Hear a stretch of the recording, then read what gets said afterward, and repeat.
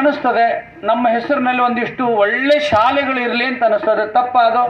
ಇಡೀ ಭಾರತದಲ್ಲಿ ಅತಿ ಹೆಚ್ಚು ಮಕ್ಕಳಿಗೆ ವಿದ್ಯೆ ಕೊಡುವಂತ ಸಿದ್ಧಗಂಗಾ ಶ್ರೀಗಳಿದ್ದಾರೆ. ಅದೇನು ಆಸೆ ಅಲ್ಲ, ಅವರ ಭಾವನೆಯಲ್ಲಿರುವಂತ ಅಪೇಕ್ಷೆ ಅದು. ವೀರೇಂದ್ರ ಹೆಗ್ಡೆಯವರು ಮಾಡಿದಷ್ಟು ಕೆಲಸ ಯಾರೂ ಮಾಡಿಲ್ಲ ಭಾರತದಲ್ಲಿ, ಅವರ ಅಪೇಕ್ಷೆ ಅದು. ಕೊನೆಯದಾಗಿ ಇಷ್ಟೆಲ್ಲ ಕೆಲಸ ಮಾಡಿದರೂ ಮನುಷ್ಯನಿಗೆ ಸಮಾಧಾನ ಆಗೋದು ಕೊನೆಗೆ ಮೋಕ್ಷ ಬಂದಾಗ. ಮೋಕ್ಷ ಮರಣಾನಂತರ ಬರೋದಿಲ್ಲ, ತಪ್ಪು ತಿಳ್ಕೊಂಡಾಗ. ಯಾರ್ಯಾರು ಹೇಳ್ತಾರೆ ನೋಡ್ರಿ, ಅಲ್ಲಿ ಹೋದ್ರೆ ಅವ ಸತ್ತ ಮೇಲೆ ಅವ್ರಿಗೆ 72 ಸುಂದರಿಯರು ಇರ್ತಾರಂತೇನು ಬರ್ದಾರ ಒಂದ್ರಾಗ. 72 ಸುಂದರಿಯರು ಒಬ್ಬವಾಗ ಇರ್ತಾರೋ, ಹಗಲೆಲ್ಲ ಸಾಯೋರ್ಗು 72 ಮಂದಿ ಇರ್ತಾರೋ ಅಂತ. ಎಷ್ಟು ಲಕ್ಷ ಬೇಕು ಹಂಗಾದ್ರೆ? ಸತ್ತ ಮೇಲೆ ಸಿಗುವುದಲ್ಲ ಮೋಕ್ಷ, ಇರುವಾಗಲೇ ಯಾರಿಗೆ ಮೋಹದ ಮೇಲೆ ಕ್ಷಯ ಉಂಟಾಗುವುದು ಅವಾಗಲೇ ಮೋಕ್ಷ ಸಿಗ್ತದೆ. ಮೋಹ ಕ್ಷಯಗೊಂಡೊಡನೆ ಮೋಕ್ಷ ಅಂತ ಹೇಳ್ಯಾರೆ. ಮೋಹ ಅಂದ್ರೆ ಏನು?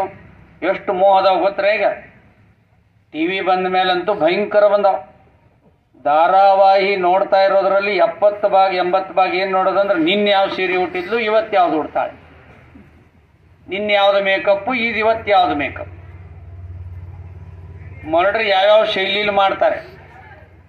ಚಾಕು ತೆಗಿಯಕ್ಕೆ 15 ನಿಮಿಷ, ಹೊಳ್ಳಿಡಕ್ಕೆ 15 ನಿಮಿಷ. ಅದ್ರ ಗುಮ್ಮನ ಕೂತ್ ಬಿಟ್ಟಿರ್ತಾರ. ಮಲ ಮೂತ್ರ ಬಂದ್ರು ಎದ್ದು ಹೋಗಂಗಿಲ್ಲ. ಅದಕ್ಕೆ ಥೈರಾಯ್ಡ್ ಬಂದ್ಬಿಟ್ಟೈತಿ ಈಗ. ಮೋಹ ಅಂದ್ರೆ ನಾವು ಯಾವ ಸಮಾಜ, ನಮಗದರ ಅಹಂಕಾರ ಇರಬಾರ್ದು. ನಮ್ಮ ಜಾತಿಯ, ನಮ್ಮ ಭಾಷೆಯ, ನಮ್ಮ ಬಣ್ಣದ, ನಮ್ಮ ಸರ್ಟಿಫಿಕೇಟಿಂದು, ನಮ್ಮ ಭೂಮಿದು, ಆ ಓಣಿಯಾರು, ನಾವು ಈ ಓಣಿಯಾರು, ನಾವು ಆ ಮಂದ್ಯಾಗನ ಬೇರೆದವರು, ನಾವು ಇದ್ರಾಗ ಬೇರೆದವರು, ನಾವೊಂದಿಷ್ಟು ದೊಡ್ಡವರು, ನಾವೊಂದಿಷ್ಟು ಸಣ್ಣವರು, ಇದು ಯಾರಿಗೆ ಹೋಗ್ತದೆ ಮನಸ್ಸಲ್ಲಿ ಅವ್ರಿಗೆ ತಕ್ಷಣ ಮೋಕ್ಷ ಸಿಗ್ತದೆ. ಮೋಹ ಕ್ಷಯಗೊಂಡೊಡನೆ ಮೋಕ್ಷ. ಈಗ ಹೆಂಗಾಗಿದೆ, ಒಟ್ಟು ಅಸಮಾಧಾನ, ಬೇರೆಯವ್ರ ಬಗ್ಗೆ ಅಸಮಾಧಾನ ಮಾಡ್ತಾರೆ. ಅವಾಗ ಅವನ ಬುದ್ಧಿ ನಶಿಸಿ ಹೋಗ್ತದೆ. 4 ಮಂದಿ ಹೊಂಟಿದ್ರು, ಅದ್ರಾಗ ಒಬ್ಬ ಅಂದ, ಕಾಲು ಭಾಳ ಕೆಟ್ಟತ್ತೆ ಯಾಕ್ರಿ ಅಂದ ಒಬ್ಬ. 3 ಮಂದಿ ಹೌದು ಭಾಳ ಕೆಟ್ಟದ್ದು. ಚೇರ್ಮನ್ರಾಗಿದ್ದವ್ರು ಅದ ವಾರದಾಗ ಒಬ್ಬ, ಅದ್ರಾಗ ಹೌದೌದು ಭಾಳ ಕೆಟ್ಟದ್ದು ನೀ ಹೇಳ್ದೇನೆ. ಇನ್ನೊಬ್ಬ ಅಂದ, ಕಾಲು ಕೆಟ್ಟದಿರುವಲ್ದಕ್ಕೋ ನಮ್ಮೂರಷ್ಟು ಎಲ್ಲಿ ಕೆಟ್ಟಿಲ್ಲ ಅಂದೊಬ್ಬ. ಹೌದೌದು ನೀ ಹೇಳ್ದಂಗೆ ನಮ್ಮೂರು ಭಾಳ ಕೆಟ್ಟದ್ದು. 3ನೇದವ ಏನಂದ್ರೆ, ಊರದ ಸುತ್ತಿಗೆ ಯಾಕೆ ಹೋಗಿ ನಮ್ಮ ಓಣಿ ಭಾಳ ಕೆಟ್ಟದ ಅನ್ನೊಬ್ಬ. ಕಡೆದವೇನಂದ, ಓಣಿದ್ ಯಾಕೆ ತೊಗೊಂಡು ಹೋಗ್ತೀಯೋ, ನಮ್ಮ ಎದುರುಗಡೆ ಮನೆಯವ್ರು ತೀರಾ ಕೆಟ್ಟರ ಅಂದವು. ಹಿಂಗೆ ನಡ್ಕೋತ ಹೋಗುವಾಗ ಒಂದೇದ ಒಂದು ಮನೆ ಬಂತು. ಅವತ್ತು ಅವ್ನ ಮನ್ಯಾಗ ಹೋದ. ಈ 3 ಮಂದಿ ಹೊಂಟಿದ್ರಲ್ಲ, ಇವನಷ್ಟು ಹಲಕಟ್ಟು ದೇಶದಾಗ ಇಲ್ಲಂದ್ರ. ಹಂಗಾರೆ ಎಲ್ಲಿ ಐತಿ ಒಳ್ಳೇದು?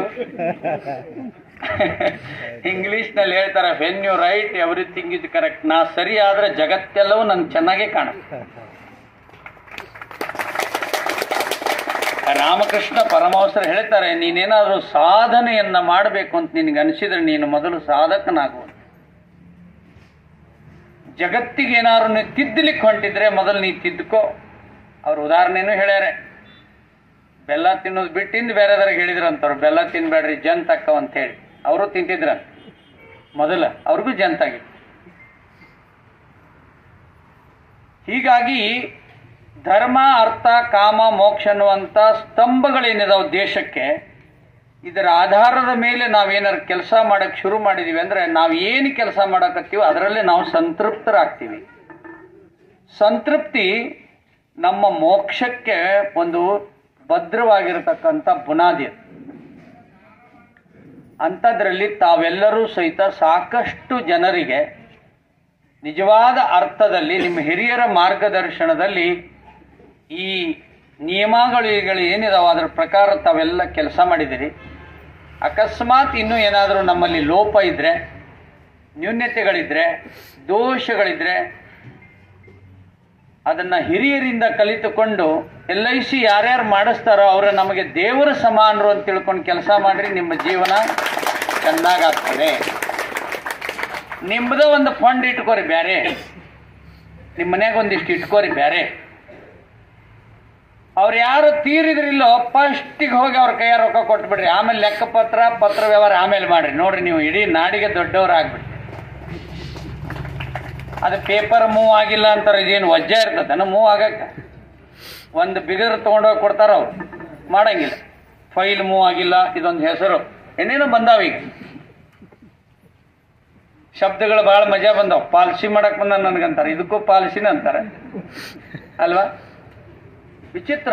ಗುರುಗಳು ಯಾರ್ಯಾರು ಅಂದ್ರೆ ಈಗ ಸಾರಾಯಿ ಕುಡಿಯಕ್ಕೆ ಯಾರು ಕಲಿತರು ಮತ್ತು ಇಸ್ಬೇಟ್ ಆಡಕ್ಕೆ ಯಾರು ಕಲಿಸಿದ್ರು ಅವ್ರಿಗೆ ಗುರುಗಳು ಅನ್ನಕತ್ತಾರೆ.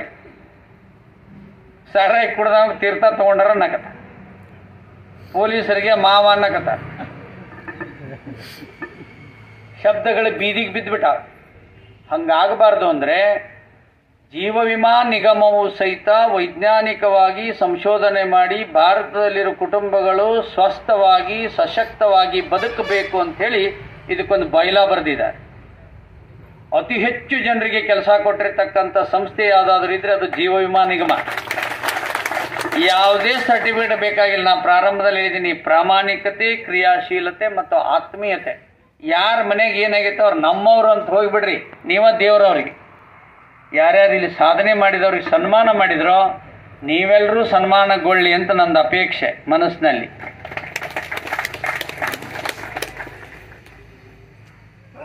ಇನ್ನು ನನ್ನನ್ನು ಯಾಕೆ ಕರೆದಾರೆ ಅಂತ ನನಗೆ ಈಗ ಗೊತ್ತಾಗ್ತಾ ಇದೆ. ಎಲ್ಲರೂ ಭಾಳ ಮಂದಿ ಮೊಬೈಲ್ನಾಗ ನೋಡ್ಯಾರ.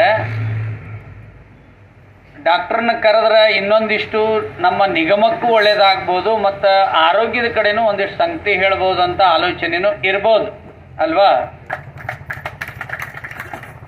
ಕೊನೆಯ ಮಾತೇನಪ್ಪ ಅಂದರೆ, ನಂದು ಇತ್ತೀಚೆಗೆ ಬೆಂಗಳೂರಿನಲ್ಲಿ ನಡೆದಂಥ ಒಂದು ಕಾರ್ಯಕ್ರಮದಲ್ಲಿ ನಾನು ಹೇಳಿರುವಂಥ ಒಂದೇ ಒಂದು ವಾಕ್ಯ ಇವತ್ತು ದೇಶದಲ್ಲಿ ಕೋಟಿ ಕೋಟಿ ಜನರು ಅದನ್ನು ನೋಡಿದಾರಂತೆ.